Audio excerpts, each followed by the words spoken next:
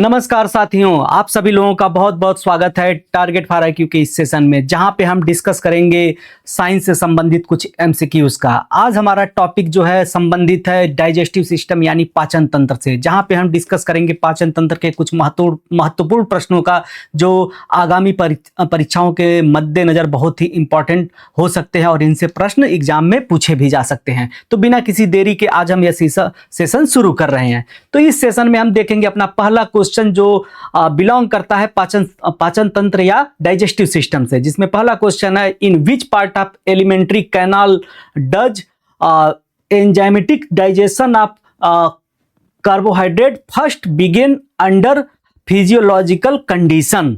तो यहाँ पे जो प्रश्न है बेसिकली यही प्रश्न है, यह पूछा जा रहा है बेसिकली कि मानव आहार नाल के किस भाग में कार्बोहाइड्रेट का एंजाइमीय पाचन सर्वप्रथम प्रारंभ होता है।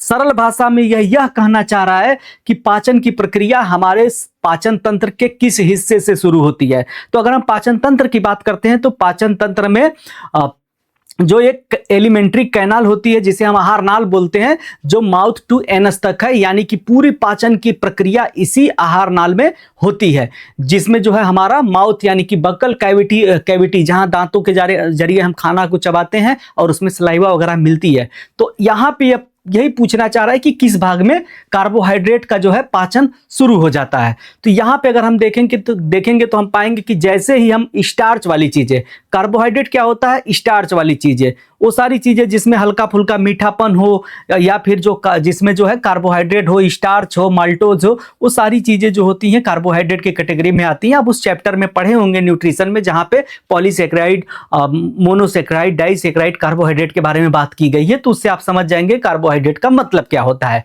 तो कार्बोहाइड्रेट का पाचन शरीर के किस भाग में शुरू होता है या आहार नाल के किस भाग में शुरू होता है। तो हमारे आहार नाल का जो बक्कल कैविटी यानी माउथ है, यहीं पर जो है हमारा पाचन शुरू हो जाता है, क्योंकि जैसे ही हम खाना को चबाते हैं तो खाना को चबाते समय, भोजन को चबाते समय कुछ सलाइवा या लार उसमें आके मिलता है, जो हमारी लार ग्रंथियां प्रोड्यूस करती हैं या सिक्रेट करती हैं। तो वहां से लार ग्रंथियां जब हमारे खाने में मिलती हैं तो खाने में कुछ एंजाइम मिलते हैं, सलाइवा में कुछ एंजाइम होते हैं जिसे हम टाइलिन एंजाइम बोलते हैं। वो क्या करता है, कार्बोहाइड्रेट जो भी हम खा रहे हैं स्टार्च फॉर्म में खा रहे हैं, तो उस स्टार्च को तोड़ के माल्टोज में कन्वर्ट कर देता है। तो खाना का पाचन यानी खाने का पाचन, स्पेशली कार्बोहाइड्रेट का पाचन जो है हमारे माउथ से ही शुरू हो जाता है। तो डियोडेनम हमारी छोटी आंत का शुरुआती हिस्सा है, यह गलत ऑप्शन है। आमाशय गुहा यानी स्टमक में मतलब वो तो काफी बात की बातें हैं, माउथ में खाना खाएंगे, फिर हमारा जो फूड पाइप होती है जिसे एसोफेगस बोला जाता है, वहां से होते हुए खाना आमाशय तक पहुंचेगा, तो हमारा खाना तो माउथ में ही पचना शुरू हो जाता है। इलियम में खाने का पाचन नाम मात्र का होता है, यहाँ एब्जॉर्प्शन होता है। बेसिकली पचने के बाद जो भी जरूरी न्यूट्रिएंट होते हैं उन्हें जो है हमारी छोटी आंत का आखिरी छोर इलियम कहलाता है, वह उसे एब्जॉर्ब करता है। तो हमारा यहाँ पे आंसर होगा answer number C, buccal cavity या मुख गुहा, जहां पे स्टार्च का पाचन शुरू हो जाता है और स्टार्च माल्टोज में कन्वर्ट हो जाता है। अगला क्वेश्चन देखते हैं, मुख गुहा में स्टार्च को माल्टोज में परिवर्तित करने की प्रक्रिया किस एंजाइम द्वारा प्रारंभ की जाती है। Which enzyme initiated hydrolysis of starch into maltose in the oral cavity, यानी मुख गुहा में, ओरल कैविटी, बकल कैविटी यानी मुख गुहा में कौन सा एंजाइम जो होता है वह स्टार्च को माल्टोज में कन्वर्ट कर देता है। स्टार्च एक पॉलीसेक्राइड कार्बोहाइड्रेट है जो थोड़ा सा जटिल या कॉम्प्लेक्स कार्बोहाइड्रेट की कैटेगरी में आता है। तो यहाँ पे कौन सा एंजाइम जो है इसको जटिल या पॉलीसेक्राइड कार्बोहाइड्रेट स्टार्च को कन्वर्ट कर देता है माल्टोज में, जो कि एक डाइसेक्राइड कार्बोहाइड्रेट है जो लास्ट में जाकर ग्लूकोज में बदल जाएगा। तो माउथ में ही जो है हमारा, जो इसके बारे में हम डिस्कस काफी कर चुके हैं, तो हमारा जो स्लेवरी एमाइलेज जो होता है, जो टाइलिन होता है हमारे सलाइवा में, उसके द्वारा जो है स्टार्च कन्वर्ट हो जाता है माल्टोज में, और यह हमारे बकल कैविटी यानी जो हमारी ओरल कैविटी है, मुख गुहा है, वहीं पे प्रक्रिया शुरू हो जाती है, यानी सरल भाषा में हमारे माउथ में ही यह प्रक्रिया शुरू हो जाती है। अब यहाँ पे पूछ रहा है कि the anti microbial property of saliva is primarily due to, हमारे लार में जो जीवाणु नाशक विशेषता होती है वह किसके कारण होती है। तो यहाँ पे हम देखेंगे कि म्यूकस की बात कर रहा है, म्यूसिन या म्यूकस की बात कर रहा है, इसके जरिए तो होगा नहीं, इसका मेन काम होता है म्यूकस का, हमारी जठर ग्रंथियों को हाइड्रोक्लोरिक एसिड, जो हमारी जठर ग्रंथियां जो होती है ना गैस्ट्रिक जूस में हाइड्रोक्लोरिक एसिड रिलीज करती हैं, उससे हमारे स्टमक की इंटरनल वॉल को बचाना इसका काम होता है, इंटरनल लाइनिंग को बचाना इसका काम होता है। तो म्यूकस हो नहीं सकता, ठीक है। और सलाइवा की बात कर रहा है तो म्यूकस तो स्टमक में होता है, इसकी बात ही खत्म है। पित्त लवण बाइल जूस की बात कर रहा है, बाइल जूस, तो बाइल जूस जो होता है लीवर बनाता है, गाल ब्लैडर में इकट्ठा होता है, गाल ब्लैडर से फिर वह हमारी आंत का जो शुरुआती हिस्सा होता है जिसे डिओडेनम या ग्रहणी बोलते हैं वहां पे मिलेगा। ये तो स्टमक के नीचे की बात हो जाएगी। रेनिन जो होता है स्टमक में रिलीज होता है। लाइसोजाइम नाम का जो एंजाइम होता है यह हमारी सलाइवा में पाया जाता है और इसका असली पर्पज होता है कि जो भी खा पी रहे हैं हम, खाने की जो भी खाद्य पदार्थ है उसमें जो भी जीवाणु बैक्टीरिया है उनको नाश कर दे, उनको नष्ट कर दे। तो यहाँ पे आंसर नंबर सी जो है सही हो जाएगा। अगला क्वेश्चन हम लोग देखते हैं। अगले क्वेश्चन में मनुष्य में प्रोटीन का पाचन प्रारंभ होता है कहाँ पे? इलियम में। अब थोड़ा सा मैं यहाँ पे आपको फिगर बना के दिखा देता हूं, इससे आप आसानी से समझेंगे। यह एक इंसान का जो है इसे हम बना देते हैं एक टेम्परेरी, थोड़ा सा सुंदर नहीं बना, कोई बात नहीं, ठीक है। एक टेम्परेरी, ये बक्कल कैविटी है, बक्कल कैविटी से जो है एसोफेगस हो जाएगा, यहाँ पे हमारा स्टमक हो जाएगा, ठीक है। ये स्टमक हो गया। स्टमक से छोटी आंत शुरू हो जाएगी, छोटी आंत जो है ऐसे ऐसे ऐसे ऐसे छोटी आंत शुरू हो गई। छोटी आंत यहाँ पे बड़ी आंत से मिलेगी। मैं कलर भी चेंज कर देता हूं ताकि आप बेहतर समझेंगे। मैं कलर भी चेंज कर दूंगा। ये बड़ी आंत हो गई, ठीक है, ये बड़ी आंत हो गई, ये बड़ी आंत हो गई, ठीक है। ये बड़ी आंत जो ग्रीन में, ये बड़ी आंत है NH2। बड़ी आंत का पूरा हिस्सा मैंने यहाँ पे दिखा दिया। ये स्टमक है, ठीक है, ये स्टमक है। यहीं पे कहीं होता है हमारा, यहीं पे कहीं हमारा होता है, यहीं पे होता है हमारा लीवर, ठीक है। लीवर से यहाँ पे लीवर के ही पास यहाँ पे बाइल जूस का जो गाल ब्लैडर होता है, यहाँ से एक पाइप के जरिए गाल ब्लैडर से जो है पित्त रस यानी बाइल जूस आता है और यही कहीं हमारा होता है पैनक्रियाज पीछे छुपा हुआ। आप किसी गूगल सर्च पे देख लेंगे, फोटो सर्च करके, तो आपको मिल जाएगा। यहाँ से जो होता है इसी पाइप से जुड़ी होती पाइप होती है, यहाँ से होते हुए इसमें से पैनक्रियाटिक जूस आता है। जो ये वाला हिस्सा हमारी छोटी आंत है, यहाँ पे तो हमारा स्टमक है, ठीक है, यहाँ पे हमारा स्टमक है, स्टमक यानी कि आमाशय है, आमाशय है, ठीक है। और ये वाला हिस्सा इसे हम ग्रहणी बोलते हैं, ग्रहणी या डुओडेनम बोलते हैं, DUODENUM, डिओडेनम। इसी ग्रहणी वाले पार्ट में जो भी बाइल जूस आएगा इसी पार्ट में आएगा, जो कि हमारी छोटी आंत का शुरुआती हिस्सा है। और इसी भाग में जो है हमारा पैनक्रियाटिक जूस भी आके मिलेगा। बीच का हिस्सा छोटी आंत का कहलाता है जेजनम, और लास्ट वाला जो पार्ट जहां पे ये बड़ी आंत से जुड़ी होती है छोटी आंत, इसको हम बोलते हैं इलियम। तो लास्ट पार्ट इलियम, बीच का जो छोटी आंत का बीच का भाग होता है उसे जेजनम बोलते हैं, शुरुआती भाग को हम ग्रहणी या डिओडेनम बोलते हैं, जहां पे बाइल जूस और पैनक्रियाटिक जूस आके खाने में मिलते हैं। तो यहाँ पे प्रोटीन के पाचन की बात कर रहा है, तो प्रोटीन का पाचन कहाँ पे प्रारंभ होता है? तो ध्यान से सुनिएगा, जब भी हम प्रोटीन वाली कोई चीज खाते हैं तो माउथ से होते हुए वह आ जाती है स्टमक के अंदर। स्टमक में दो तरह के एंजाइम रिलीज होते हैं, एक होता है पेप्सिनोजेन और एक होता है प्रोरेनिन। और प्रोरेनिन और पेप्सिनोजेन ऐसे ही पड़े रहते हैं, वो एक्टिवली पार्टिसिपेट नहीं करते हैं, उन्हें स्टिमुलेट करना पड़ता है, उद्दीपित करना पड़ता है। जब गैस्ट्रिक जूस HCl रिलीज करेंगी तो जो HCl यानी हाइड्रोक्लोरिक एसिड है उसके संपर्क में आने के बाद पेप्सिनोजेन पेप्सिन में कन्वर्ट हो जाता है या प्रोटीन को पचाता है, और वहीं पे प्रोरेनिन जो होता है रेनिन में कन्वर्ट हो जाएगा और यह दूध के प्रोटीन को पचाने का प्रयास शुरू कर देता है। तो अगर हम देखें तो प्रोटीन का पाचन कहाँ पे शुरू होता है? तो हमारे स्टमक में ही शुरू होता है। रेनिन और पेप्सिन नाम का जो एंजाइम होता है, पेप्सिन नाम का जो एंजाइम होता है जो स्टमक में आता है, एक्चुअल में प्रोरेनिन और पेप्सिनोजेन होता है, जो HCl के संपर्क में आने की वजह से रेनिन और पेप्सिन के फॉर्म में आ जाता है और प्रोटीन को पचाता है। रेनिन जो होता है यह दूध को पचाने की कोशिश करता है। बड़े लोगों में रेनिन का सेक्रेशन बहुत कम होता है, छोटे बच्चे दूध पे ज्यादा डिपेंड होते हैं तो उनके अंदर यह एंजाइम ज्यादा मात्रा में बनता है। ठीक है, यहां तक क्लियर हो गया। अगला क्वेश्चन हम लोग देखते हैं। अगले क्वेश्चन में हम लोग देखते हैं जठर रस का कौन सा घटक पेप्सिन के सक्रियण हेतु उपयुक्त अम्लीय पीएच प्रदान करता है? तो अम्लीय पीएच की अगर हम बात करते हैं तो कौन देगा उसको? अभी हमने डिस्कस किया हाइड्रोक्लोरिक एसिड, तो आगे का देखने की जरूरत नहीं है, फिर भी हम डिस्कस करेंगे। विच component of gastric juice provides optimum acidic pH for pepsin activation. तो हाइड्रोक्लोरिक एसिड पहला ऑप्शन है। म्यूकस, म्यूकस का अलग काम होता है, यह तो निष्क्रिय करता है। जैसे हाइड्रोक्लोरिक एसिड आएगा गैस्ट्रिक जूस में तो हमारे अमाशय यानी स्टमक की इंटरनल वाल या इंटरनल लेयर को क्षतिग्रस्त कर सकता है। तो ये इसका काम, तो म्यूकस का काम होता है हाइड्रोक्लोरिक एसिड को न्यूट्रलाइज करना। ये तो पीएच दे ही नहीं सकता, वो तो न्यूट्रलाइज कर रहा है। पित्तवर्धक, ये तो बाइल जूस से संबंधित है, ये तो बाइल जूस डिओडेनम में मिलेगा तो स्टमक में जाएगा ही नहीं।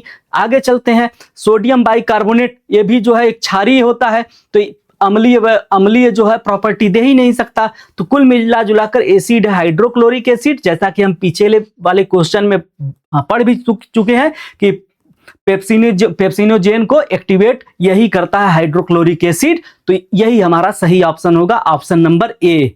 अगला क्वेश्चन देखते हैं, शिशुओं में अमाशय में दुग्ध प्रोटीन कैसीन के जमने में कौन सा एंजाइम सहायक होता है? इसके बारे में अभी हम अच्छे से डिस्कस कर चुके हैं। इसमें जो है रेनिन एंजाइम जो होता है, यही जो है शिशुओं के अमाशय में दूध के डाइजेशन में मदद करता है। क्लियर हो गया यह।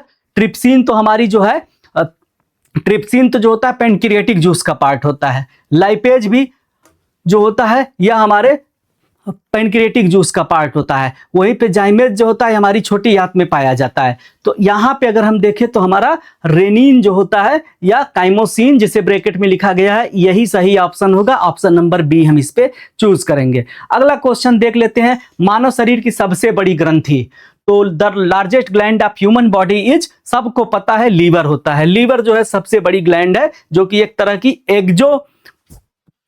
एक्जो इंडोक्राइन ग्लैंड है। हमारे शरीर में ग्लैंड 3 तरह की होती है। एक होती है जो आपका जो है, जो होती है जो आपका एंजाइम बनाती हैं, ठीक है, और एक होती है जो आपका हार्मोन बनाती हैं, और एक ग्लैंड होती हैं जिन्हें हम मिक्स्ड ग्लैंड बोलते हैं, या हार्मोन और एंजाइम दोनों बनाती हैं। तो जैसे हमारी सलाइवरी ग्लैंड हो गई, हमारा लीवर हो गया, हमारा जो है पसीने वाली ग्रंथियां हो गई, ठीक है, स्वेट ग्लैंड हो गई, ये सब क्या करती हैं, ये सब जो है हमारा जो है एंजाइम बनाती हैं। वहीं पे अगर हम देखें, हमारा थायराइड ग्लैंड हो गई, हमारा पीयूष ग्रंथि यानी पिट्यूटरी ग्लैंड हो गई, थाइमस ग्लैंड हो गई, एड्रीनल ग्लैंड हो गई, ये हार्मोन बनाती हैं। और मिक्स ग्लैंड जैसे हमारा पैनक्रियाज होता है, जब यह ग्लूकागॉन और इंसुलिन बनाता है तो इस समय यह हार्मोन बना रहा होता है। जब खाना पचाने के लिए पैनक्रियाटिक जूस बनाता है तो उस समय एंजाइम बनाता है। तो हमारे शरीर की जो सबसे बड़ी ग्लैंड है वह हमारा लीवर है। दूसरी सबसे बड़ी ग्लैंड जो होती है वह पैनक्रियाज होती है, याद रखिएगा। चलिए आगे देखते हैं, अगला क्वेश्चन देख लेते हैं, पित्त वसा के पाचन में मुख्यतः किस प्रकार सहायक होता है? कौन सी प्रक्रिया है, कैसे होता है भैया? तो हाइड्रोलाइजिंग ट्राइग्लिसराइड्स पित्त के पाचन में मुख्यतः किस प्रकार का सहायक होता है? जी नहीं, ये नहीं होता है। इमल्सिफाइंग फैट, लाइपेज का प्रोडक्शन, ग्लूकोज का न्यूट्रलाइजेशन, इससे तो कोई फायदा नहीं है, ठीक है। पित्त वसा के पाचन में मुख्यतः, ग्लूकोज का वसा से कोई लेना देना नहीं, हटा दीजिए, लाइपेज को हटा दीजिए, ठीक है। पाचन की बात कर रहा है, उत्पादन का तो जिक्र ही हम नहीं करेंगे। यहाँ पे जो सही आंसर हमारा है ये वसा का इमल्सिफिकेशन या इमल्सीकरण, ठीक है, इमल्सिफाइंग ऑफ फैट्स। इसमें क्या होता है कि हमारा जो बाइल जूस होता है, उस बाइल जूस में कुछ सॉल्ट होते हैं, ठीक है, कुछ सॉल्ट होते हैं, सोडियम टोरोकोलेट वगैरह। ये सॉल्ट क्या करते हैं, फैट को पानी के साथ मिलाकर छोटी छोटी ड्रॉपलेट में कन्वर्ट कर देते हैं। अब फैट की छोटी छोटी ड्रॉपलेट बन गई। अब ड्रॉपलेट बनने से फैट जो है छोटी छोटी ड्रॉपलेट हो गया। अब उसका सरफेस एरिया बहुत ज्यादा हो जाएगा। फैट जो है छोटी छोटी हो गई ना, एक बड़ा सा सरफेस एरिया उसका कम था, छोटी छोटी बूंदों में बदल दिए, अब उसका सरफेस एरिया बहुत ज्यादा हो जाएगा। नतीजा क्या होगा, अब जो फैट को डाइजेस्ट करने वाले एंजाइम है वह एक्टिवली उसके ऊपर जो है काम कर पाएंगे और वह पच जाएगा। तो इमल्सिफाइंग की प्रक्रिया क्या होती है, इस प्रोसेस में बाइल जूस के जो सॉल्ट होते हैं वह फैट को पानी के साथ मिलाकर छोटी छोटी ड्रॉपलेट में कन्वर्ट कर देते हैं, जिसकी वजह से ये फैट जो होता है इसका सरफेस एरिया बढ़ जाएगा और फैट को डाइजेस्ट करने वाले दूसरे एंजाइम इसको इजीली डाइजेस्ट कर देंगे, ब्रेक डाउन कर देंगे, ठीक है। तो जिससे इसमें जो भी इससे हमें न्यूट्रिएंट मिलना है मिल जाएगा। तो यहाँ पे आंसर नंबर जो बी है ये बहुत सही आंसर है और इसी को हम चूज करेंगे। अगले क्वेश्चन पे अगर हम चलते हैं तो अग्नाशयी रस को, पैनक्रियाटिक जूस को क्यों कंप्लीट डाइजेस्टिव जूस कहा जाता है? तो देखिए कंप्लीट डाइजेशन में क्या क्या होता है। कंप्लीट डाइजेशन में हमको जो है ऊर्जा देने वाले जो है जरूरी न्यूट्रिएंट है वो डाइजेस्ट हो जाए, प्रोटीन जो है वह डाइजेस्ट हो जाए, और फैट हमारे शरीर को जो भी मिलना है मिल जाए, फैट भी डाइजेस्ट हो जाए। मेजरली हमारे फूड का जो है बड़ा हिस्सा यही है, और जो भी थोड़े बहुत जो अदर न्यूट्रिएंट है वो तो जल के जरिए मिनरल्स वगैरह मिल ही जाएंगे। विटामिन के लिए तो और भी जो दूसरे फूड हो तो दूसरे फूड जो हम खाएंगे वो डाइजेस्ट होने के बाद वो भी सब मिल ही जाएगा। तो यहाँ पे मेजरली जो हमारे फूड में कार्बोहाइड्रेट, प्रोटीन और वसा, इन तीनों को डाइजेस्ट करने के लिए एक ही जो जूस होता है पैनक्रियाटिक जूस, उसमें सारे के सारे एंजाइम होते हैं। जैसे कि लाइपेज जो होता है वह फैट को पचा देता है, ट्रिप्सिन जो होता है पैनक्रियाटिक जूस के अंदर होता है, ठीक है। डाइजेस्टिव जूस जिसे हम पैनक्रियाटिक जूस बोलते हैं, पैनक्रियाटिक जूस जिसे हम कंप्लीट डाइजेस्टिव जूस बोलते हैं, पैनक्रियाटिक जूस को, इस जूस में जो होता है तीन चीजें मेजरली होती हैं। एमाइलेज जो होता है, एमाइलेज जो होता है यह जो होता है कार्बोहाइड्रेट को पचा देगा, ये कार्बोहाइड्रेट को पचा देता है, ठीक है। ये कार्बोहाइड्रेट को, एमाइलेज जो होता है, एमाइलेज ये कार्बोहाइड्रेट को पचा देता है, कार्बो लिख दिया। फिर इसके बाद ट्रिप्सिन जो होता है, ट्रिप्सिन नाम का एंजाइम जो होता है यह प्रोटीन को पचाता है, और वहीं पे जो होता है लाइपेज जो होता है ये फैट को पचाता है, फैट यानी वसा को पचा देता है। तो इस तरह तीन आइटम को पचाने के लिए तीनों तरह के एंजाइम पैनक्रियाटिक जूस में होते हैं। इसी वजह से पैनक्रियाटिक जूस को कंप्लीट डाइजेस्टिव एंजाइम कहा जाता है, ठीक है। क्लियर हो गया सबको? अगला क्वेश्चन देखते हैं। अगले क्वेश्चन में हम पाएंगे अग्नाशयी रस को क्षारीय प्रवृत्ति मुख्यतः किसके द्वारा मिलती है।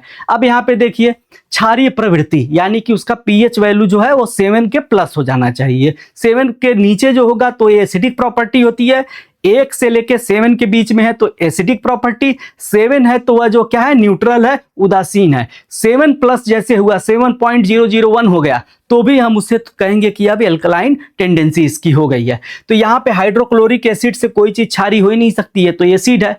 पेप्सिनोजेन और केसिन ये अलग चीजें हैं, इनसे कोई मतलब नहीं है। बाइकार्बोनेट जो आयन होते हैं यही किसी भी लिक्विड को क्षारीय प्रवृत्ति में बदलते हैं, और ये बाइकार्बोनेट आयन कहाँ पाए जाते हैं? मोस्टली ये बाइल जूस वगैरह में पाए जाते हैं, ठीक है। बाइकार्बोनेट आयन जो होते हैं बाइल जूस में पाए जाते हैं। इसीलिए स्टमक में हमारा खाना एसिडिक प्रॉपर्टी का होता है, और स्टमक से जैसे ही छोटी आंत में जाएगा, छोटी आंत यानी कि डियोडेनम के अंदर जैसे ही जाएगा वैसे ही बाइल जूस इसमें मिक्स हो जाता है, और खाने की टेंडेंसी जो है वह क्षारीय हो जाएगी। क्षारीय होने से खाना जो है प्रोटेक्टेड हो जाएगा, मतलब कि उसमें जो है सड़न अब नहीं हो पाएगी, थोड़ा सा उसकी लाइफ बढ़ जाएगी कि अब सड़ने की प्रक्रिया कम हो जाएगी। अमाशय से नीचे जाएंगे एसिडिक प्रॉपर्टी उसमें होगी तो वह सही नहीं होता है, क्योंकि हमारे आंतों में बहुत तरह के, गट्स में बहुत तरह के बैक्टीरिया भी होते हैं, उनके लिए भी नहीं सही होगा। जो हेल्दी बैक्टीरिया होते हैं उनके लिए भी ये एसिडिक फूड सही नहीं होता है। तो हमारा बाइल जूस खाने को जो है, काइम को जो है, अधपचा जो खाना जो है नीचे की तरफ जाएगा, डियोडेनम में पहुंचेगा जिसे हम काइम कहते हैं, वो क्या होगा, उसको जो है हमारा बाइल जूस जो है क्षारीय बना देगा, जिससे वह सड़ेगा नहीं और आगे फर्दर डाइजेशन में आसानी से डाइजेस्ट होगा। तो बाइकार्बोनेट के जो आयंस होते हैं यह जो होते हैं क्या करते हैं, ये खाने को डाइजेस्ट करने में मदद करते हैं और खाने को क्षारीय बदल देते हैं। और पैनक्रियाटिक जूस में बाइकार्बोनेट्स भी पाए जाते हैं, बाइल जूस में भी होते हैं जो खाने को क्षारीय बनाते हैं। अगला क्वेश्चन चलते हैं। ट्रिप्सिन किस पर काम करता है? तो ट्रिप्सिन जो होता है यह किस पे काम करेगा? ट्रिप्सिन जो होता है प्रोटीन को पचाने वाला होता है। देखिए अगर मैं खाने की बात करूं तो अगर प्रोटीन का पाचन होता है ना, तो पहले प्रोटीन जब खाया जाता है तो इसके ऊपर स्टमक में जो होता है पेप्सिन काम करता है। पेप्सिन काम करके इसको किस में बदल देगा? प्रोटीन को पेप्टाइड में बदल देगा, ठीक है। पेप्टाइड में, पेप्टाइड ये भी प्रोटीन है। अब पेप्टाइड पे आगे जो है डियोडेनम में कौन सा काम करता है? ट्रिप्सिन काम करता है। ट्रिप्सिन जो होता है अब पेप्टाइड को और तोड़ेगा और इसे अब ये पेप्टॉन में बदल देगा, पेप्टॉन में बदल देगा। पेप्टॉन पे फिर एक एंजाइम आकर काम करता है, उसको हम बोलते हैं इरेप्सिन। इरेप्सिन, यह इरेप्सिन इस पेप्टॉन को अमीनो एसिड में कन्वर्ट कर देता है, अमीनो एसिड में, अमीनो अम्ल में। और यह अमीनो अम्ल फाइनल प्रोडक्ट होता है प्रोटीन के डाइजेशन का। तो यहां पे देखा जाए तो यहां पे क्या हो रहा है, यहाँ पे सबसे पहले प्रोटीन है जिसपे पेप्सिन एंजाइम स्टमक में यह काम करता है, स्टमक में, ठीक है, स्टमक में यह काम करता है। फिर आगे बढ़ता है खाना, जब डियोडनम में जाएगा, ग्रहणी यानी कि डियोडनम में, ग्रहणी में जब खाना जाएगा तो वहां पैनक्रियाटिक जूस का जो ट्रिप्सिन एंजाइम है अब उसको जो है पेप्टॉन में कन्वर्ट कर देगा। ये पेप्टॉन बन के जब आगे बढ़ेगा छोटी आंत के अंदर तो वहां पे इरेप्सिन एंजाइम जो होता है इसको पूरी तरह से डाइजेस्ट कर देगा।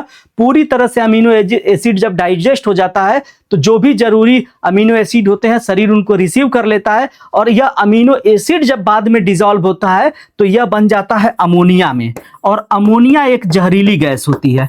इस जहरीली गैस को लीवर क्या करता है, लीवर जो होता है आगे चल के इसको यूरिया में बदल देता है।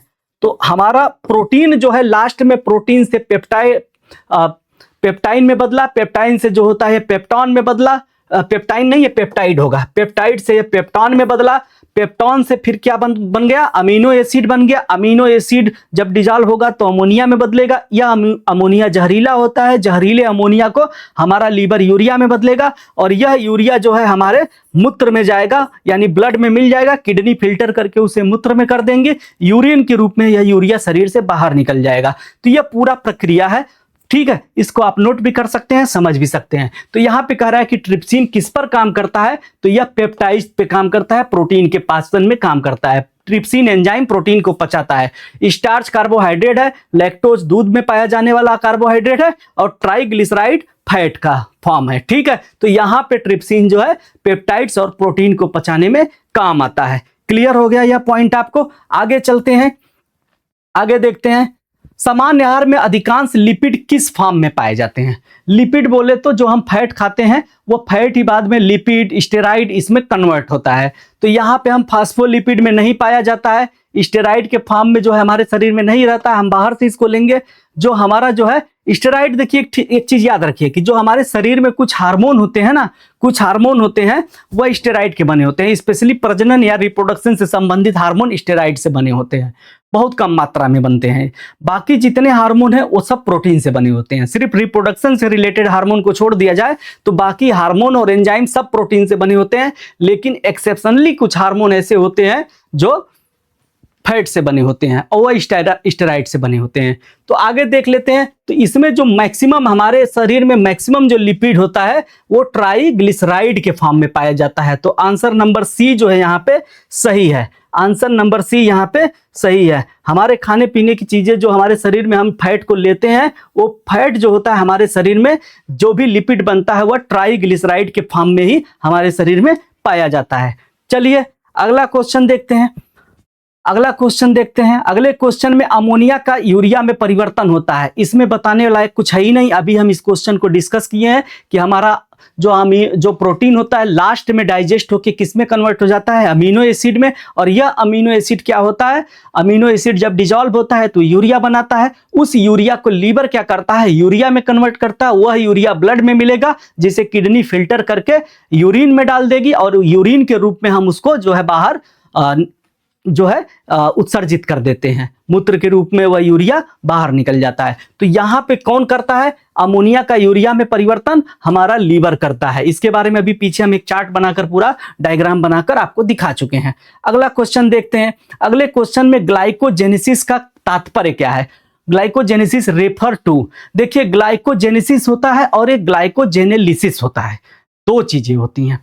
तो इसको थोड़ा समझने का हम प्रयास करते हैं। ग्लाइको शब्द का मतलब यह है कार्बोहाइड्रेट से संबंधित है, ग्लूकोज से संबंधित है। जेनेसिस मतलब अब इसको थोड़ा सा टर्मिनोलॉजी को पकड़ने की कोशिश करिए। जिसमें लाइसिस हो जाता है वह एनालिसिस को शो करेगा, यानी छोटे छोटे मतलब उसे आप एकदम सिंपलेस्ट फॉर्म में लेके चले जाएंगे, किसी चीज को सिंपलेस्ट कर देंगे। एनालिसिस का मतलब यही होता है कि कुछ भी नहीं छोड़ा, कोने हर एक चीज को जो है आपने अच्छे से छानबीन कर दिया, सूक्ष्म चीजों को भी देख लिया। जेनेसिस मतलब आप इससे मिलता जुलता वर्ड जो होता है वो सिंथेसिस होता है, यानी मिलाने से मतलब है। तो आप ऐसे ट्रिक से इसको याद कर सकते हैं। यह ट्रिक है, कोई स्पेसिफिक टर्मिनोलॉजी या वो नहीं है साइंस की। तो यहाँ पे कह रहा है ग्लाइकोजेनेसिस, तो इससे आप पकड़ लीजिए कि ये जेनेसिस की बात कर रहा है तो मतलब मिलाने की बात कर रहा है, यानी सिंपल सिंपल चीजों को मिला के जटिल चीज बनाई जा रही है। देखिए होता क्या है कि जैसे हमारे शरीर में हमको ग्लूकोज चाहिए था 100 ग्राम, हम मिठाई खा ली है आधा किलो, 500 ग्राम। तो हमारे शरीर में जो है डाइजेस्ट होने के बाद करीब करीब 400-500 ग्राम ग्लूकोज हो गया, और हमारे शरीर को चाहिए था सिर्फ 100 ग्राम। अब हमारे ब्लड में 400 ग्राम ग्लूकोज घूम रहा है, तो यह हमारे शरीर के लिए अच्छा नहीं है। ब्लड का कंसंट्रेशन बढ़ जाएगा, हार्ट को पंप करने में दिक्कत होगा। तो ऐसे कंडीशन में क्या होगा कि जो भी एक्स्ट्रा ग्लूकोज है उसको पकड़ लिया जाए, फिर ब्लड से उसको निकाला जाए, ताकि ब्लड स्मूथली जो है शरीर में रन करे। ब्लड भारी हो गया है जिससे बड़ी दिक्कत हो रही है। तो ऐसे कंडीशन में हमारा लीवर क्या करता है, जो एक्स्ट्रा ग्लूकोज होता है ना, एक्स्ट्रा ग्लूकोज को मैं इसका कलर चेंज कर देता हूं, पता नहीं सही से दिख रहा होगा कि नहीं दिख रहा है। जो एक्स्ट्रा ग्लूकोज है, लीवर क्या करता है, लीवर जो होता है एक हार्मोन हमारे शरीर में पैनक्रियाज बनाता है जिसका नाम है इंसुलिन। इंसुलिन की मदद से ये सारा जो एक्स्ट्रा ग्लूकोज हमारे ब्लड में घूम रहा है उसको जो है हमारा लीवर क्या करता है, ग्लाइकोजन में कन्वर्ट करके स्टोर कर देता है, ग्लाइकोजन में कन्वर्ट करके स्टोर कर देता है। इसी प्रक्रिया को बोला जाता है ग्लाइकोजेनेसिस। इसी प्रक्रिया को ग्लाइकोजेनेसिस कहा जाता है। क्लियर हो गया? इसी प्रक्रिया को क्या कहा जाता है, ग्लाइकोजेनेसिस कहा जाता है। और फिर अगर हम कई दिन तक मीठा या कार्बोहाइड्रेट ना खाएं तो हमारे शरीर में ग्लूकोज की कमी हो जाएगी। तो ऐसे केस में क्या करेगा, हमारा लीवर इस ग्लाइकोजन जो पहले से हमारे जो है टिश्यूज के बीच में इकट्ठा करके रखा गया है उसको क्या करेगा, इस ग्लाइकोजन को हमारा लीवर फिर एक्टिव हो जाएगा, पैनक्रियाज एक दूसरे तरह का हार्मोन बनाता है। पैनक्रियाज के अंदर कई तरह की सेल होती हैं, जैसे इंसुलिन बनाने के लिए बीटा सेल होती हैं, ऐसे एक दूसरा हार्मोन बनाएगा जो अल्फा सेल बनाती है। पैनक्रियाज की अल्फा सेल बनाती है, उसे बोला जाता है ग्लूकागॉन। ये ग्लूकागॉन नाम का हार्मोन फिर रिलीज होगा और ये सारा ग्लाइकोजन फिर से ग्लूकोज में कन्वर्ट हो जाएगा और यह ग्लूकोज हमारे ब्लड में मिलेगा और हमारे शरीर की ऊर्जा वाली जरूरत को पूरा करेगा। इस प्रक्रिया को बोला जाता है ग्लाइकोजेनेलिसिस। तो यहां पे ग्लाइकोजेनेसिस की बात की गई है, तो इसका मतलब यह है कि छोटे छोटे ग्लूकोज को कॉम्प्लेक्स करके ग्लाइकोजन बनाया गया है। तो यहां पे जो है ग्लाइकोजेनेसिस का मतलब यह हो जाएगा कि हमारा ऑप्शन नंबर जो है ए है, यह बहुत एप्रोप्रिएट है, बहुत ही सही है। आगे बढ़ते हैं। अगर यही ग्लाइकोजेनेलिसिस करता तो अगर क्वेश्चन में ग्लाइकोजेनेलिसिस होता तो ऑप्शन नंबर बी जो है यह सही हो जाता। चलें आगे बढ़ते हैं, अगला क्वेश्चन देखते हैं। निम्नलिखित में कौन सी मिश्रित ग्रंथि है, कौन सी ग्लैंड जो है मिक्स ग्लैंड है? इसमें कुछ भी नहीं है, कई बार हम बोल चुके हैं मिक्स ग्लैंड हार्मोन एंजाइम दोनों तरह की बनाती है। लीवर जो होता है सिर्फ एंजाइम और इस तरह की चीजें बनाएगा, बाइल जूस वगैरह हार्मोन नहीं बनाता। पिट्यूटरी ग्लैंड हार्मोन बनाता है, ये जो है आपका जो है थायराइड ग्लैंड हार्मोन बनाता है। पैनक्रियाज ऐसी ग्लैंड है जो हार्मोन और एंजाइम दोनों बनाती है और जो दोनों बनाएगी वही कहलाएगी मिक्स ग्लैंड। तो ऑप्शन नंबर बी जो सही है। पैनक्रियाटिक जूस भी बनाती है, इंसुलिन पैनक्रियाटिक जूस जैसा एंजाइम भी बनाएगी और इंसुलिन और ग्लूकागॉन जैसे हार्मोन भी बना रही है। अगला क्वेश्चन देखते हैं, अगले क्वेश्चन पे आते हैं। इंसुलिन इज सिक्रेटेड बाय, किसके द्वारा सिक्रेट किया जाता है? इसमें बताने वाली जरूरत ही नहीं है। पैनक्रियाज के अंदर जो होता है आइलेट्स ऑफ लैंगरहैंस की दीपिकाएं होती हैं, उसके अंदर जो है बीटा सेल्स होती हैं, वही इसको बनाती हैं, किसको? इंसुलिन को बनाती हैं। चलिए अगला क्वेश्चन देख लेते हैं। छोटी आंत विभाजित होती है, पहले ही डायग्राम में हम बता दिए कि छोटी आंत का शुरुआती भाग क्या होगा? डिओडेनम होगा। तो डिओडेनम यहाँ पे दो ऑप्शन में मिल रहा है, option number A, option number B. Duodenum और छोटी आंत का आखिरी हिस्सा क्या होता है? जो बड़ी आंत से एडजॉइन होता है, बड़े लार्ज इंस्टेंटाइन से जो एडजॉइन होता है वह इलियम होता है। तो छोटी आंत यानी स्मॉल इंस्टेंटाइन का शुरुआती हिस्सा डिओडेनम है और लास्ट हिस्सा जो होता है इलियम होता है, जो एडजॉइन करता है बड़ी आंत के साथ। ठीक है, तो इसमें देख लेते हैं डिओडेनम कोलन रेक्टम। रेक्टम और कोलन जो है बड़ी आंत का हिस्सा होता है। ठीक है, बड़ी आंत में 3 हिस्से होते हैं। पहला हिस्सा सीकम कहलाता है, दूसरा हिस्सा कोलन कहलाता है और आखिरी हिस्सा जो होता है रेक्टम कहलाता है। तो बड़ी आंत का हिस्सा है, तो यह छोटी आंत की बात ही नहीं कर रहा, सिर्फ डिओडेनम छोटी आंत का हिस्सा है। ठीक है, अगला देख लेते हैं। Jejunum, ilium, rectum. रेक्टम बड़ी आंत का हिस्सा है और एक क्रम भी सही नहीं है, तो ये भी गलत हो जाएगा। सबसे पहले डिओडेनम आता है, फिर जेजुनम आता है, फिर इसके बाद इलियम आता है। तो ऑप्शन नंबर सी जो है हमारा सही ऑप्शन होगा। यहाँ सीकम और कोलन दिया है, बड़ी आंत का हिस्सा है, और ये जो है छोटी आंत का हिस्सा है, तो ये भी ऑप्शन गलत हो जाएगा। तो ऑप्शन नंबर जो सी है, सी वाला ऑप्शन जो है यही इस क्वेश्चन में सही होगा। सी वाला ऑप्शन इस क्वेश्चन में सही होगा। Small intestine is divided into 3 part. कौन कौन से हैं? डिओडेनम, जेजुनम और क्या है, इलियम। यह तीन पार्ट हो गए। अगला क्वेश्चन देखते हैं। पोषक तत्वों का अधिकतम पाचन एवं अवशोषण होता है। जो भी न्यूट्रिएंट है उनका भोजन है उसका पूरी तरह से पाचन संपन्न हमारे छोटी आंत में होता है, और छोटी आंत का आखिरी हिस्सा जो होता है उसे इलियम बोला जाता है। इलियम के अंदर जाते जाते तक खाने का पाचन कंप्लीट हो जाता है। इलियम के लास्ट छोर पे छोटी छोटी अंगुलियों जैसी संरचनाएं होती हैं जिनको हम बोलते हैं विली, और यही विली जो होती हैं जरूरी न्यूट्रिएंट को खाने में से पचने के बाद, उसे डाइजेस्ट होने के बाद जरूरी न्यूट्रिएंट को एब्जॉर्ब कर लेती हैं और उसे ब्लड में मिला देती हैं। तो यहाँ पे जो है पोषक तत्वों का अधिकतम पाचन एवं अवशोषण जो होता है वह स्मॉल इंटेस्टाइन में होता है। पूरी तरह से पाचन यहाँ कंप्लीट हो जाता है। काफी हिस्सा, थोड़ा बहुत कार्बोहाइड्रेट तो माउथ में ही पच जाएगा, फिर स्टमक में पचेगा, फिर डुओडेनम से जो पाचन शुरू होगा वह इलियम तक छोटी आंत में ही चलेगा। तो छोटी आंत में ज्यादा समय तक खाना रहता है और डाइजेशन का ज्यादातर हिस्सा छोटी आंत में ही संपन्न होता है। अगला क्वेश्चन देखते हैं। जाइमेज ग्लूकोज को परिवर्तित करता है। देखिए, जाइमेज एक तरह का मटेरियल होता है, सब्सटेंस होता है, एंजाइम होता है, जो क्या करता है कि जो ग्लूकोज को जो है एथेनॉल में कन्वर्ट कर देता है। यानी इसका जो मेन काम होता है फर्मेंटेशन में काम होता है। जाइमेज जो होता है यह ग्लूकोज को या स्टार्च को फर्मेंट करके एथेनॉल में बदलता है। तो यहाँ पे जो है लैक्टिक एसिड गलत ऑप्शन हो जाएगा। लैक्टिक एसिड जो है गलत ऑप्शन हो जाएगा। पायरुवेट जो होता है यह अलग चीज होती है, यह रेस्पिरेटरी मतलब इंटरनल रेस्पिरेशन से संबंधित है। एसिटिक एसिड जो है ये अलग चीज होती है, ये अचार वगैरह जो होते हैं, विनेगर वगैरह होता है, वहां का मामला ये है।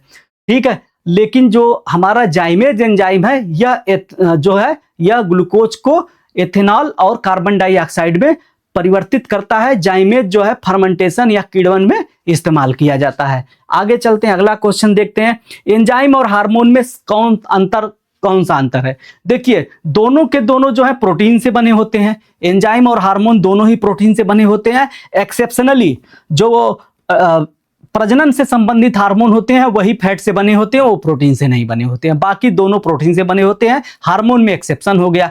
ठीक है, हार्मोन जो होता है एक सिग्नलिंग मटेरियल है, यह शरीर को सिग्नल देता है किसी खास तरह के मेटाबॉलिक प्रोसेस के लिए। एंजाइम क्या करता है, कोई भी मेटाबॉलिक प्रोसेस हो रहा है उसमें इन्वॉल्व हो जाता है। हार्मोन जो होता है हमारे ब्लड में आकर मिल जाता है और ब्लड के जरिए जहां पे भी जरूरी होता है वहां तक पहुंच जाता है। एंजाइम के साथ खासियत है कि जहां पे यह सीक्रेट होगा, जहां पे रिलीज होगा वहीं पे इसको काम करना है।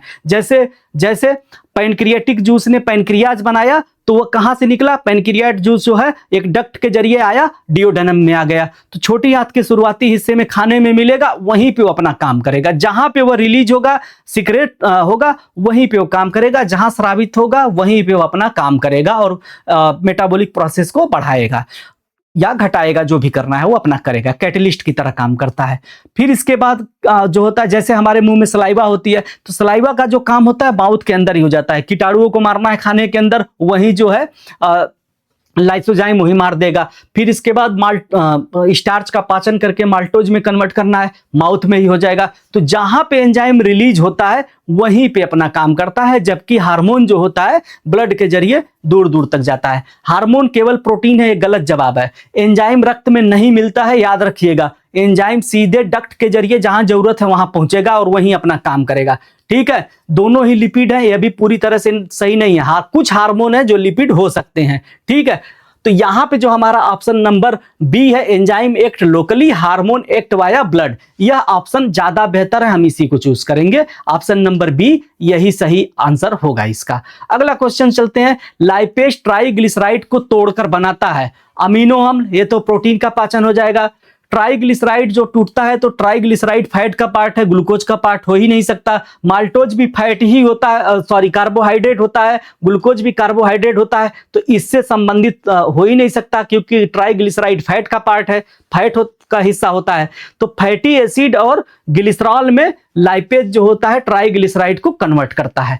ठीक है, तो फैटी एसिड और ग्लिसरॉल में कन्वर्ट कर देता है अपने ट्राइग्लिसराइड को लाइपेज। लाइपेज जो होता है पैनक्रियाटिक जूस से बहुत ज्यादा प्राप्त होता है। अगला चलते हैं, अगला क्वेश्चन देख लेते हैं।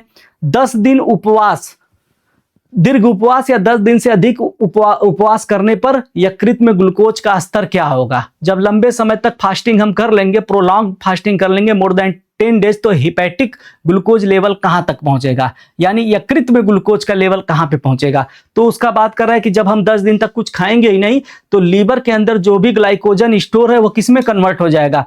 ग्लाइकोजेनेलिसिस की प्रक्रिया के फलस्वरूप लीवर क्या करेगा? ग्लूकागान की मदद से सारा का सारा ग्लाइकोजन को ग्लूकोज में कन्वर्ट करना शुरू कर देगा। और जब लीवर अपने अंदर उपस्थित सारा का सारा जो है ग्लाइकोजन ग्लूकोज में कन्वर्ट कर देगा, तब क्या होगा? तो ग्लूकोज का लेवल तो घटना शुरू होना ही होता है। तो लीवर के पास जो भी ग्लूकोज है सब खर्च हो जाएगा। तो इसका यह मतलब है कि वृद्धि तो नहीं होगी, 10 दिन तक आपने ग्लूकोज लिया नहीं है, दीर्घ उपवास कर रहे हैं तो भी स्थिर भी नहीं रहेगा। प्रोटीन में परिवर्तन होगा, बिल्कुल होगा, प्रोटीन में परिवर्तन होगा, लेकिन पूछ तो रहा है ग्लूकोज के बारे में। तो यहां पे ऑप्शन नंबर डी जो है यह सही है, और इसमें जो है हमारे शरीर में ग्लूकोज का लेवल बहुत तेजी से गिरेगा। लीवर में भी जो ग्लूकोज वगैरह स्टोर है वह भी बहुत तेजी से नीचे चला जाएगा। अगला क्वेश्चन देख लेते हैं। अगला क्वेश्चन है, ऑक्सीटोसिन मुख्यतः किसके संकुचन को प्रेरित करता है? ऑक्सीटोसिन आमतौर पर जो होता है उन महिलाओं में ज्यादा बनता है जो महिलाएं जो होती हैं बच्चे को जन्म देने वाली होती हैं। और इस हार्मोन की एक खासियत होता है कि मसल्स को जो होता है संकुचित करता है, मसल्स को जो होता है लचीला बनाता है। तो ये चिकनी पेशियों के ऊपर जो है ऑक्सीटोसिन जो है उसको जो है कंट्रैक्शन करेगा, सिकोड़ेगा। ठीक है, यहाँ पे इसको याद रखिएगा। ऑक्सीटोसिन हार्मोन हो गया, रिलैक्सिन हार्मोन हो गया, ये मसल्स को रिलैक्स करते हैं, संकुचित करते हैं, जिसकी वजह से बच्चे के नॉर्मल डिलीवरी में मदद मिलती है। तो ऑक्सीटोसिन जो होता है बॉन्डिंग और प्यार को भी, माँ बच्चे के बीच में प्रेम को भी बढ़ाने के लिए हार्मोन बहुत जरूरी होता है, ये भी याद रखिएगा आप लोग। आगे चलते हैं, निम्नलिखित में कौन सा सही सुमेलित है? तो पेप्सिन या पेप्सिनोजेन तो हार्मोन होता नहीं, ये तो एंजाइम है, पहला गलत हो गया। टेस्टोस्टेरोन एंजाइम है, यह भी गलत है। टेस्टोस्टेरोन जो होता है वह एंजाइम नहीं है। फिर अगला देखते हैं, कैरोटीन प्रोटीन। जी हाँ, कैरोटीन को आप प्रोटीन नहीं मान सकते। कैरोटीन जो होता है एक तरह का प्लास्टिड होता है। जैसे अगर आप देखेंगे ना, प्लांट के अंदर मेजरली 3 तरह के प्लास्टिड होते हैं। एक आपका हो जाता है क्लोरोप्लास्ट, जो पौधे को हरा रंग देता है, फोटोसिंथेसिस वाले पोर्शन प्रोसेस में हेल्प करता है, उसी के अंदर क्लोरोफिल होता है, क्लोरोप्लास्ट के अंदर पेड़ का डीएनए भी होता है। दूसरा हो जाता है आपका ल्यूकोप्लास्ट पेड़ की जड़ों में पाया जाता है और यह फूड को स्टोर करता है, स्टार्च को स्टोर करता है। तीसरा जो होता है वो क्रोमोप्लास्ट होता है, और यह क्रोमोप्लास्ट क्या होता है? वर्णक होता है। जैसे गूगल क्रोम को देखेंगे ना, रंग बिरंगा है, तो ऐसे ही आप याद रखिएगा, जो क्रोमोप्लास्ट होता है वह फलों को रंग देता है। जैसे टमाटर का लाल रंग लाइकोपीन की वजह से, यह एक तरह का वर्णक या क्या हो गया आपका क्या बोलते हैं, कलर पिगमेंट है। तो वैसे कैरोटीन जैसे गाजर और पीले फलों का जो है एक तरह का यह वर्णक होता है, और यही बाद में जो होता है कैरोटीन जो होता है यही जो है विटामिन ए यानी रेटिनॉल में कन्वर्ट होता है बाद में। ठीक है, तो एक तरह से यह विटामिन से संबंधित है, ना कि यह डायरेक्ट प्रोटीन है। तो इस वजह से जो है ये भी गलत ऑप्शन हो जाएगा। तीसरा है जाइमेज एक एंजाइम है जो किसमें मदद करता है? किण्वन एंजाइम है। जी हाँ, यह फर्मेंटेशन में काम आता है, ग्लूकोज को एथेनॉल और CO2 में कन्वर्ट कर देता है, फर्मेंट कर देता है। तो ऑप्शन नंबर डी इसका सही ऑप्शन हो जाएगा। अगला क्वेश्चन और आखिरी क्वेश्चन देखते हैं, पित्त का संचय होता है। आपको पता होगा पित्त का संचय कैसे होता है। तो पित्त का संचय ऐसे होता है कि जब हमारी आरबीसी मर जाती है, जैसे आरबीसी बनती कहां पे है? बोन मैरो में जो है आरबीसी बनती हैं। ठीक है, आरबीसी गई यहां पे, आरबीसी चली गई ब्लड में, 120 दिन के बाद ये हो जाएंगी डेड। ठीक है, डेड होने के बाद कहां जाएंगी? डेड होने के बाद चली जाती है स्प्लीन में। स्प्लीन बोले तो प्लीहा में। प्लीहा को क्या बोला जाता है? प्लीहा को बोला जाता है अपना, प्लीहा या स्प्लीन को बोला क्या जाता है? ग्रेवयार्ड ऑफ आरबीसी, आरबीसी का कब्रगाह। यहां पे आरबीसी इकट्ठा रहती हैं, बाद में यह आरबीसी आती हैं लीवर के पास। लीवर क्या करता है? कॉपर की मदद से इस आरबीसी को, जितनी भी डेड आरबीसी हैं, इनको किस में कन्वर्ट कर देता है? इसमें से सारा का सारा आयरन निकाल लेगा। सारा आयरन जो लोहा होता है, जो ब्लड आरबीसी के अंदर, हीमोग्लोबिन के अंदर हीमो यानी लोहा होता है, वो सारा लोहा निकाल के आरबीसी जो है, ये जो लीवर है बोन मैरो के पास भेज देगा कि हम तुम्हें आयरन दे रहे हैं, अब तुम आरबीसी बनाओ, तुम्हारे पास आयरन की कमी नहीं होनी चाहिए, हीमोग्लोबिन बनना चाहिए। और जो बचा खुचा आरबीसी के डीकम्पोजिशन के बाद जो बचा खुचा मटेरियल होता है, उससे बन जाता है बाइल जूस। बाइल जूस यानी पित्तरस, पित्तरस बन जाता है। पित्तरस प्लस यूरोक्रोम भी बनता है, ठीक है, यूरोक्रोम भी बनता है, जिससे पेशाब वगैरह का पीला रंग यूरोक्रोम से ही आता है। अब यह बाइल जूस चला जाता है कहां पे? यह जाता है गाल ब्लैडर में। गाल ब्लैडर में इकट्ठा हो जाता है, गाल ब्लैडर में यानी पित्ताशय में यह इकट्ठा हो जाएगा। और पित्ताशय से फिर यह बाइल जूस कहां जाता है? डुओडेनम यानी ग्रहणी यानी कि छोटी आंत में चला जाएगा, जहां यह फैट का इमल्सिफिकेशन करेगा। तो यहां पे हमको मिल गया कि पित्त का संचय कहां होता है? बनाता तो पित्त को लीवर है, लेकिन स्टोर कहां होता है? स्टोर होता है यह गाल ब्लैडर में। गाल ब्लैडर में इकट्ठा होता है, लेकिन बनाता कौन है इसको? लीवर बनाता है। कैसे बनाता है? आयरन रिसाइकलिंग के प्रोसेस से, या आरबीसी के कंप्लीट डीकम्पोजिशन के प्रोसेस से जो है बाइल जूस बनता है। और बनाता कौन है? लीवर करता है, और कॉपर की मदद से करता है। और सारा बाइल जूस कहाँ इकट्ठा होता है? गाल ब्लैडर में इकट्ठा होता है। अगला क्वेश्चन देखते हैं। अगला क्वेश्चन आंसर शीट आ गया। हमारे सारे 25 क्वेश्चन का सेट खत्म हो जाता है यहाँ पे। मिलते हैं, अब हम अगले क्लास में मिलेंगे, वहां पे फिर हम कुछ क्वेश्चन के बारे में डिस्कस करेंगे। तब तक के लिए धन्यवाद। पढ़ते रहिए, आगे बढ़ते रहिए, टारगेट फॉर IQ से जुड़े रहिए, मेहनत करिए, तरक्की करिए। धन्यवाद। Thank you very much.